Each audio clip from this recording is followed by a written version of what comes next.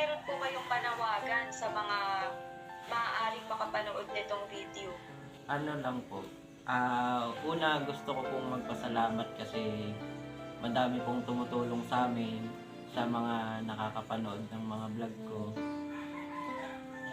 Ayun, sa awa naman po ng Diyos ngayon, nakakaraos naman po. Nung nakaraan may nagbayad po ng kuryente namin.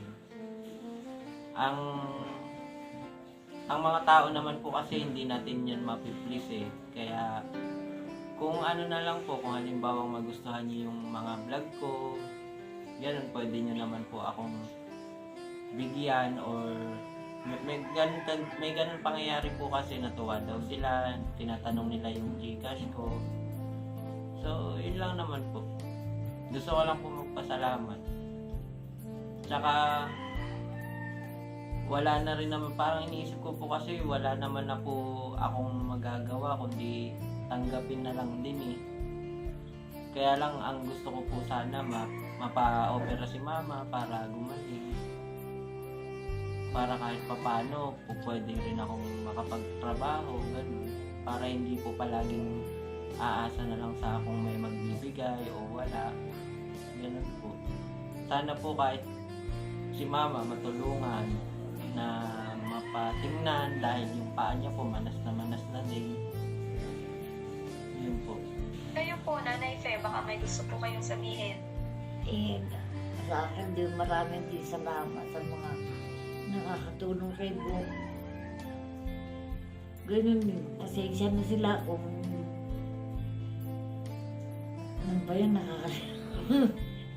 ano po. Kasi nga siyempre, gusto rin kasi ni Bong na makapag-anak buhay. Kaya hindi nga ako maiwanan. Sana meron tumulong na mapagagot ako. Malungkot hindi kasi naging buhay namin eh.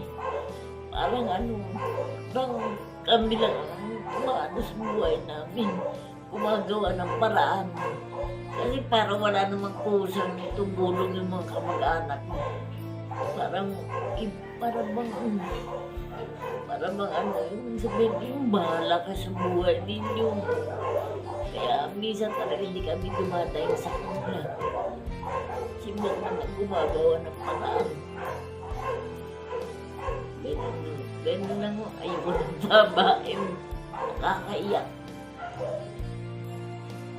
Opo, na sana po ay bumuti yung lagay din ninyo at mas marami pa pong tumulong sa inyo. Susubukan din po natin yan, no, sa paggawa po natin itong video dahil hopefully po ay lumabas din ito sa 1PH o sa 1News po. So bubuuin po natin itong storya at maibahagi din po yung kwento po ninyo. So ayun po.